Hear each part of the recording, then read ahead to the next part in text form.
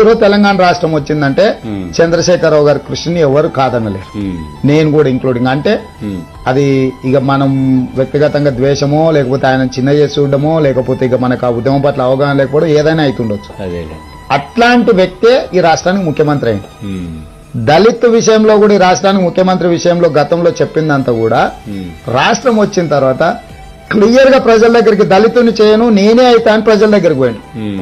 ప్రజలు ఆయన లీడర్షిప్ కు మ్యాండేట్ ఇచ్చింది. ఇప్పుడు ఆయన దళితుని ముఖ్యమంత్రిని చేస్తాను ఎన్నికలకు పోయి రిజల్ట్ వచ్చిన తర్వాత ఆయన అది చేయను ఇది చేస్తాను ఉంటే తప్పు.